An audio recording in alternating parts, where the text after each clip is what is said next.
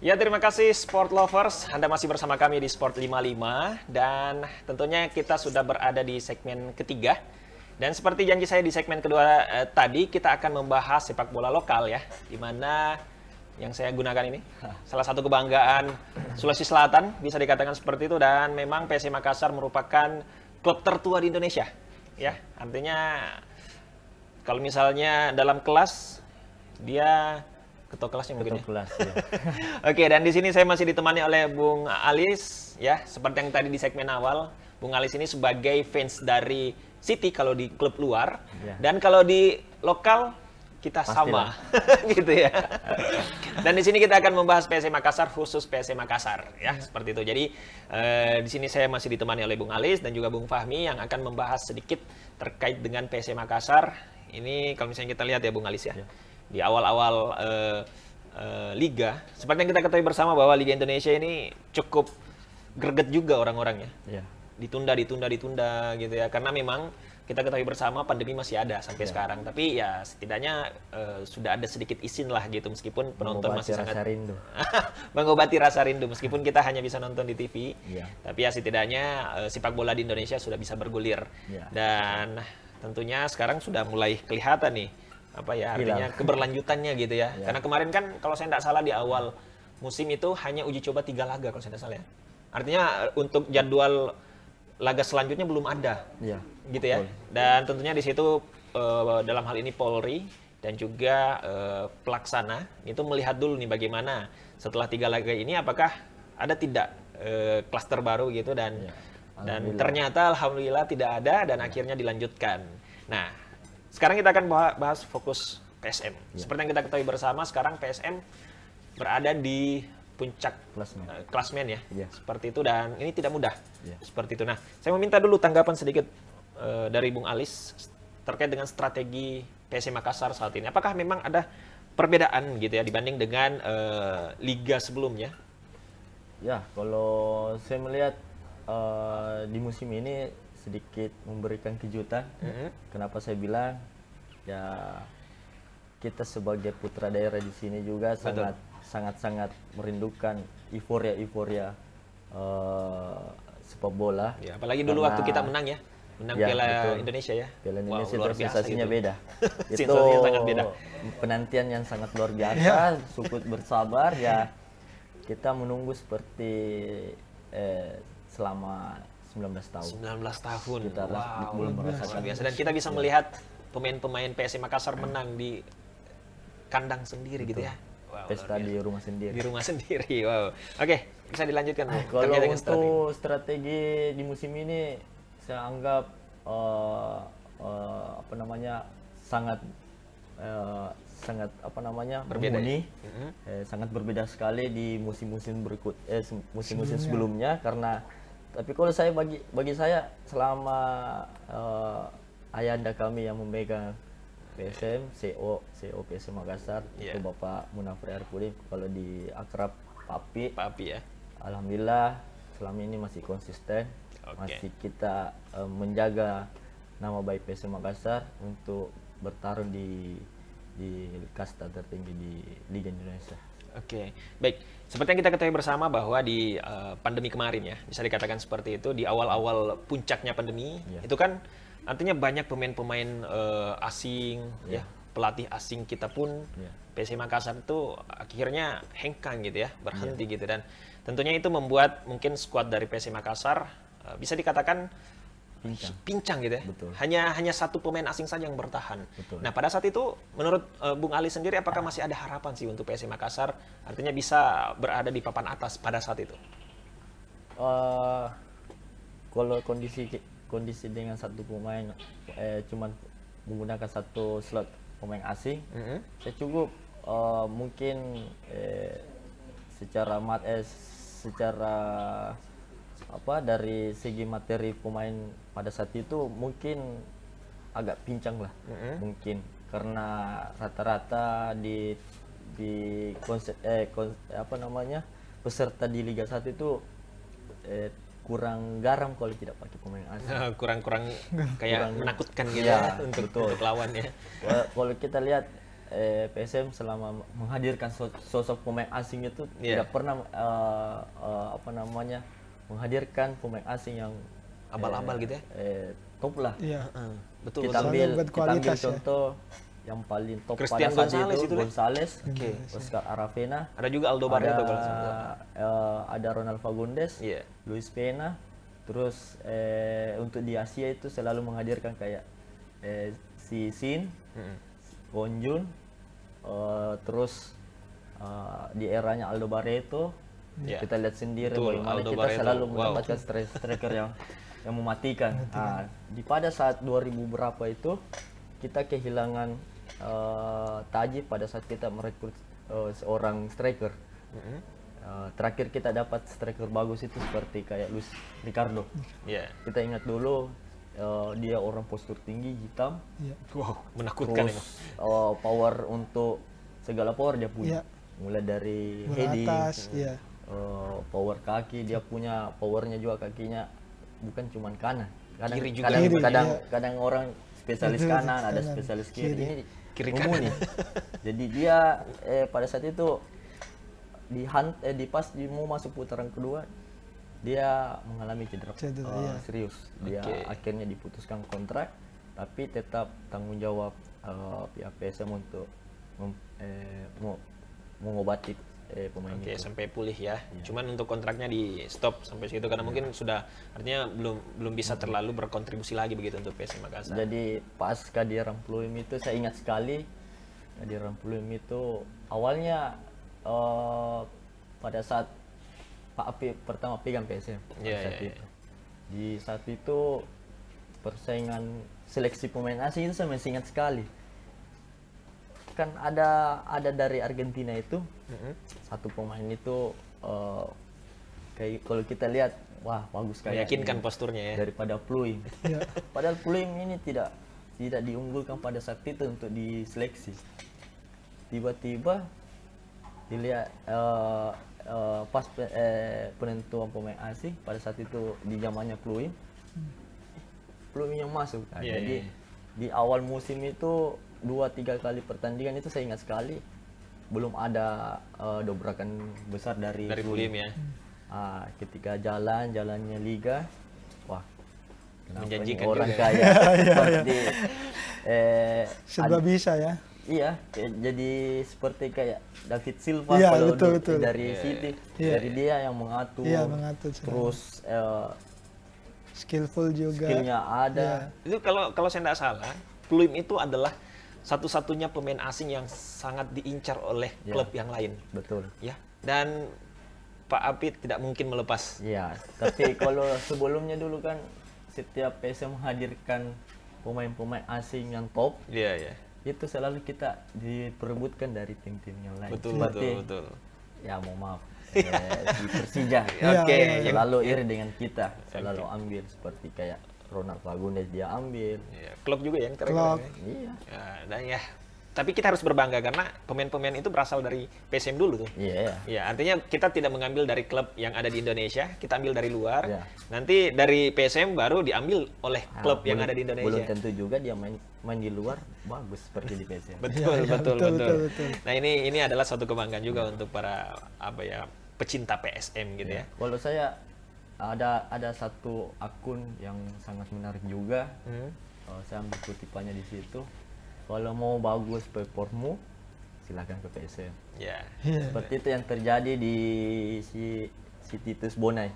Dia redup di Persipura, direkrut sama Pak Api, masuk, diberi kepercayaan, akhirnya dia bisa membuktikan bahwa dia masih bisa. Dia kembali performnya, dia baik. Sudah itu dia tinggalkan PSM, redup lagi.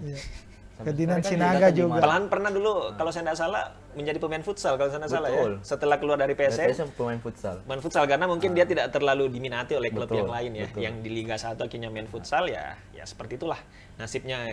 Ini entah kenapa ya, tapi memang faktanya seperti itu. Iya, betul. Karena bukan cuma Titus Bonai yang merasakan seperti itu.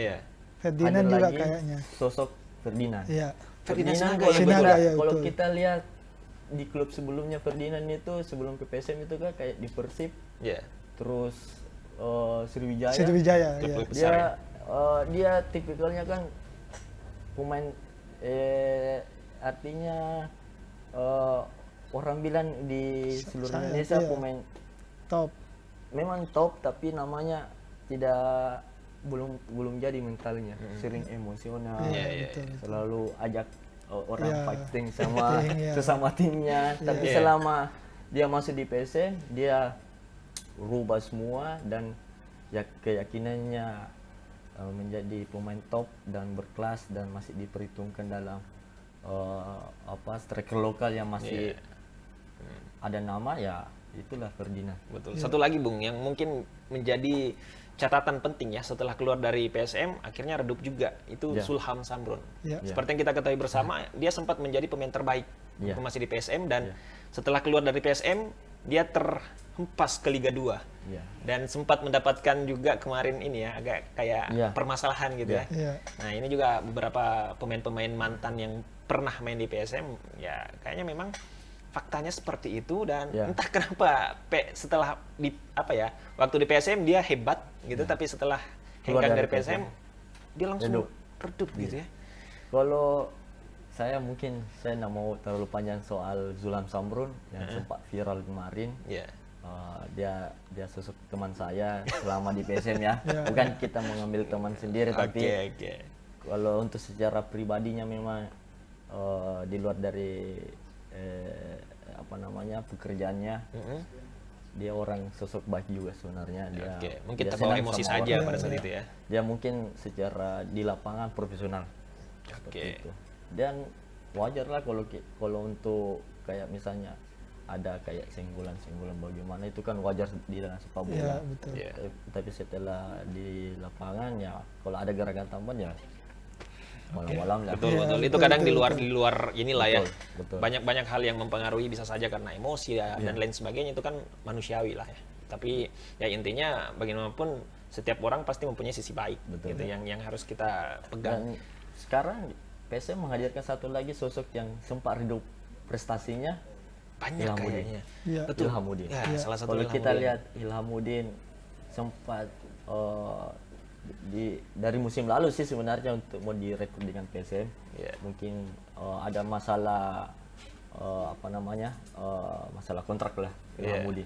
Karena kalau kita lihat sebenarnya meragukan sekali juga sebenarnya Ilhamuddin karena kalau di timnas juga tidak terlalu greget juga sih sebenarnya. Paling ada masanya ya. Dulu waktu masih sama Evan Dimas. Mulis Hadi sama Maldini Pali. Waktu itu dia lagi tinggi-tingginya. Cuman ya setelah pindah ke klub ya. Betul. Dan sempat juga main di Malaysia ya? Sempat Malaysia juga. Tapi ketika main di PSM dan beberapa sesi latihan saya lihat waktu masih di Makassar kemarin sebelum tim berangkat ke Jakarta, saya lihat potensialnya saya sudah prediksi mungkin ini menurut mata pribadi saya dari kacamata saya kan, saya pribadi saya lihat ini pemain kayaknya saya yakin bisa ini akan meledak juga ini orang. Seperti kayak abang-abangnya sebelumnya dia ikut kayak Titus Bonet dan Ferdinand Sinaga. Dan akhirnya selama di match pertama 2 dan 3 itu sedikit kayaknya kita semakin yakin gitu ya. Yakin betul. Karena mencetak 2 gol ya. 2 gol di laga pertama. Apalagi PSM dengan gaya hampir dengan City. Main tanpa striker. Kalau kita pikir Anco Jansen kan itu tipikalnya hampir sama dengan Wiljan Pluim. Itu awalnya saya meragukan loh itu. Anco Jansen itu kan cukup meragukan karena di laga perdana itu dia jarang dapat bola dan tidak mencetak gol sama sekali. Tapi di laga kemarin waktu melawan yang sebelum Persib di match Persebaya 2 dan 3 sama yang kemarin itu itu performnya paling bagus. Apalagi pada saat melawan Persebaya ya. Persebaya dia mencetak gol 2 pada saat itu, titik penalti dan juga tendangan bebas, dan kemarin sempat memberikan assist ke Ilham.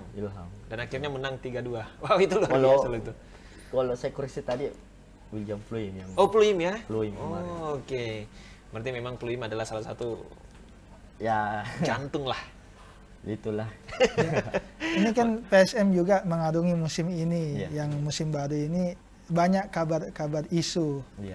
Tapi luar biasa PSM bisa berada di puncak. Apakah tekanan itu menjadi motivasi PSM untuk bisa jadi, membuktikan diri bahwasanya ini atau bagaimana? Kalau saya contoh ya, kita ambil ada berita online.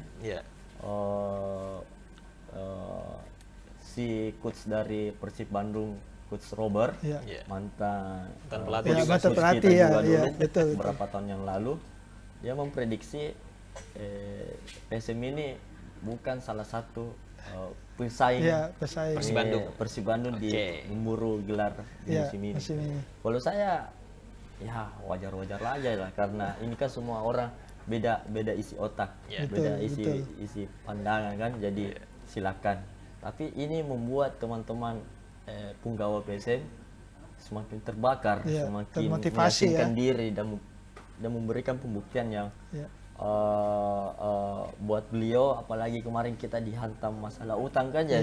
Kalau saya masalah utangnya alhamdulillah bukan orang Bugis Makassar kalau tidak menyelesaikan. Tapi banyak yang menganggap bahwa itu sih wajar ya, apalagi di masa pandemi. Saya rasa bukan hanya PSM Makassar yang mengalami itu. Klub-klub lokal bahkan luar negeri pun seperti itu. Iya betul. Yang makanya saya ini heran juga ketika PSM ada masalah besar seperti ini, terus terjadi masalah utang-utang begini kan.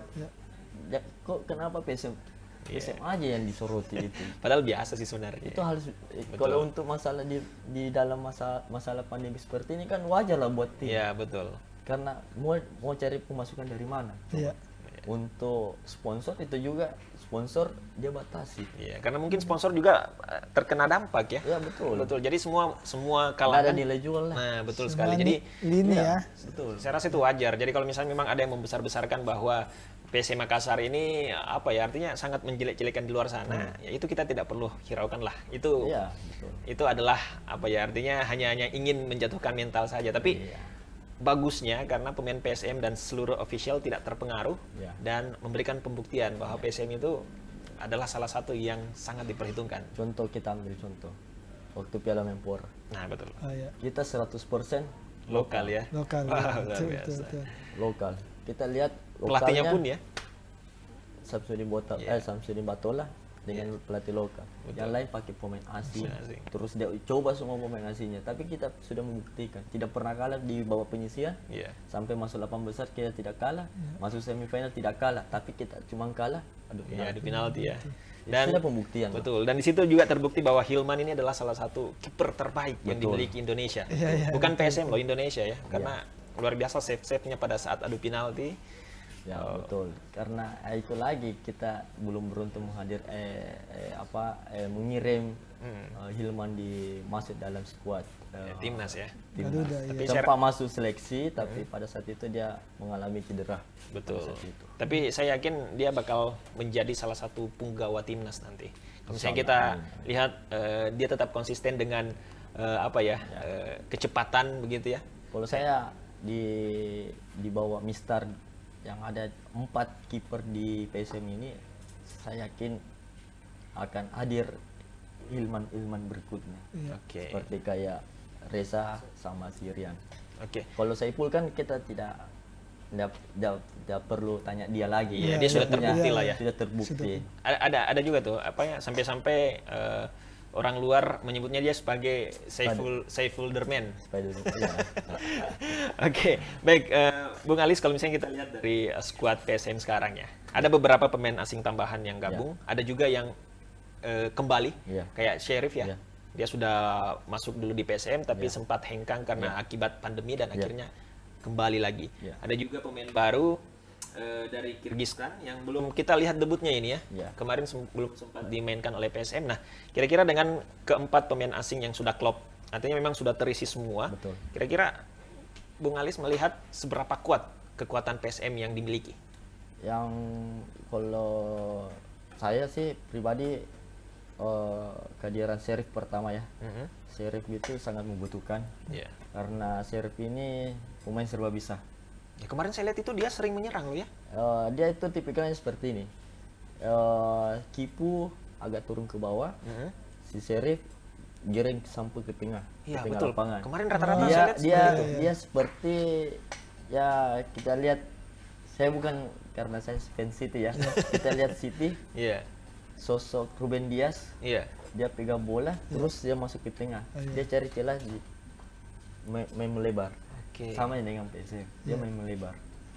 Nah, jadi itulah kenapa Ilham Udin dengan Yakub Sayuri mainnya bagus, karena sosok ini yang di belakang dan tengah ini yang enak punya bolanya. Oke, berarti memang mungkin Sheriff memang ditugaskan untuk seperti itu ya. Seperti itu. Karena dia mempunyai kekuatan dari ini aja, dari pas Piala AFC juga kita lihat perannya juga sangat bagus, karena kita sedikit berbicara di AFC kemarin. Iya. Walaupun sempat dihentikan, tapi sudah ada pembuktian pada saat itu. Oke. Nah, satu lagi nih, pemain asing PSM yang belum kita tahu debutnya kira-kira permainnya seperti apa. Nah, kalau mungkin saya yakin Bung Alis sudah melihat tayangan-tayangan skill dari pemain ini. Nah, kalau misalnya dilihat dari skill pemain yang baru ini, yang baru bergabung PSM ini seperti apa nih kira-kira? Apakah dia ada titik terang untuk menyumbang kemenangan untuk PSM di laga berikutnya atau seperti apa, Bung? Kalau saya melihat sosok pemain yang satu ini mungkin agak masih, ya kita lihat seperti kayak Ancon ya. Dia gelandang serang kan ya? Iya, tidak gelandang bertahan, jangkar dia. Jadi kalau kita belajar dari Ancon itu, dia kan mempelajari atmosfer sama cuaca di Indonesia, itu kan sangat beda dengan dia rasakan sebelumnya. Mungkin dengan sosok yang satu ini mungkin ya butuh adaptasi yang mungkin 2 match atau bisa jadi di match pertamanya memberikan kejutan kan, artinya menjaga lini tengah, dia mengatur lini tengah terus ataukah dia memberikan assist. Kalau kita lihat di YouTube-nya dia kan dia sering memberikan assist dan mempertahankan lini tengah. Saya lihat di YouTube seperti itu. Ini menarik, Bung Alis, karena kalau misalnya kita lihat gelandang dari PSM kan sebenarnya sudah komplit gitu ya. Betul. Ada Sutantotan, ada Arfan, ada Rashid, Pulim juga kadang-kadang. Nah, sementara ada lagi nih pemain baru asing nih. Apakah memang PSM Makassar ingin betul-betul mengokohkan lini tengahnya seperti itu sehingga dia tetap mendatangkan pemain asing yang berposisi gelandang? Kalau mungkin ada penilaian sendiri dari pelatih ya. Kalau soal itu ya, kalau saya sebenarnya tidak perlu lah, karena pemborosan kayaknya ya. Iya, karena kita sama hasilnya sih tidak dapat musim ini striker kan. Hampir banyak kesamaan dengan PSM yang City seperti itu. Kalau menurut saya karena kita punya gelandang yang masih muda juga masih ada. Terus pemain yang kalau dibilang ya label timnas juga pernah main juga di timnas sudah ada juga di situ, ada Sutanto, ada Rashid, ada Arfan, ada siapa? Ada Fajar Andika kemarin yang dari sempat main juga ya. Ransilion kan kemarin. Ya sangat inilah agak sedikit boros gitu ya. Boros lah kalau untuk di tengah, tapi tidak ada salahnya juga. Mungkin ada penilaian khusus dari pelatih kan. Tapi kalau misalnya pemain asing ini main, kira-kira siapa nih yang bakal diganti? Kalau melihat dari starting yang sering diturunkan. Kalau duetnya gelandang ini mungkin sedikit ya tidak tahu lah. Kalau dari matanya pelatih kan. Jadi kalau saya memprediksi mungkin masih Rashid Sutanto, karena Rashid Sutanto kan sudah klop kayaknya ya. Klop. Betul. Karena di Menpora sudah membuktikan betul. Sudah terbukti keduanya. Memang apalagi Sutantotan setelah gabung di Makassar itu banyak yang mencuri perhatian. Boleh juga dia main pertama, kemungkinan tidak jauh kemungkinan 2 orang ini. Iya betul. Tapi tentunya para fans dari PSM ya pasti sangat menunggu debut pemain asingnya, karena di mana-mana pasti pemain asing itu selalu memberikan menjadi sorotan, memberikan harapan. Apakah memang betul-betul bisa menyumbangkan kemenangan setiap laga yang akan dilaksanakan atau dilakukan oleh PSM atau seperti apa? Nah, ini kita patut saksikan ya. Karena seperti tadi di awal segmen 3 tadi Bung Alis mengatakan bahwa PSM ini selalu mencetak pemain-pemain asing hebat yang kadang menjadi incaran klub yang lain gitu ya. Seperti tadi yang sudah disebutkan, ada Ronald Fakundes, Aldo Barreto dan lain sebagainya. Nah, apakah pemain asing yang baru didatangkan dari Kirgistan ini bisa memberikan suplai bola untuk di depan ada Angko, ada Udin sama siapa? Yaakob Sayuri ya. Dan tentunya ini patut kita saksikan bersama. Dan pertandingan selanjutnya PSM akan melawan Borneo FC ya. Barito ya. Tanggal hari Senin. Nah, ini patut kita saksikan. Apakah nanti akan menurunkan pemain asing barunya ini? Karena hanya itu saja nih yang membuat orang penasaran. Oke, baik. Sebelum kita mengakhiri ini, Bung Alis, saya ingin meminta sedikit prediksi terkait dengan pertandingan yang akan dilakoni oleh PSM Makassar melawan Barito nanti. Kira-kira berapa kosong? Kalau saya, insya Allah dengan hati yang tulus, hati yang meyakinkan, masih optimis dengan 3 poin. 3 poin artinya 3 poin sedikit. Kalau untuk materi yang sekarang, dengan semangat yang sekarang lagi on fire-nya karena tren positif terus, tidak pernah kalah sampai detik ini, dari Menpora sampai detik ini tidak pernah kalah. Mohon maaf ya, tidak pernah kalah ya. Kita bicara sombong sedikit. Iya, betul. Harus itu. Jangan cuma tetangga yang di sana yang selalu mau sombongkan diri. Kita boleh sombong. Tapi saya yakin sebenarnya ya mungkin ya masih clean sheet lah. Clean sheet ya. Oke. 2-0 lah. 2-0 ya. Artinya belum kebobolan. Insya Allah. Oke. Baik, terima kasih banyak Bung Alis atas waktunya. Bung Fahmi, terima kasih banyak ya. Akhirnya kita sudah sampai di ujung acara kita ini. Tadi kita sudah membahas beberapa pertandingan-pertandingan yang akan bertanding nanti ya di segmen awal, segmen kedua, dan sekarang ini kita membahas soal PSM Makassar. Dan akhirnya saya Jabal Rahmat, kita cukupkan sekian dulu ya. Dan nanti kita akan ketemu lagi di episode selanjutnya, dan tentunya Bung Alis dan juga Bung Fahmi, terima kasih banyak. Sampai jumpa di episode selanjutnya, dan tentunya jangan bosan-bosan untuk menyaksikan Sport 55, karena kita akan selalu membahas pertandingan-pertandingan yang artinya memang sangat dinantikan gitu ya. Super big match tentunya, dan beberapa cabang olahraga juga yang lain yang akan kita bahas. Tapi itu nanti di episode selanjutnya. Oke, baik, terima kasih banyak. Assalamualaikum warahmatullahi wabarakatuh dan sampai jumpa.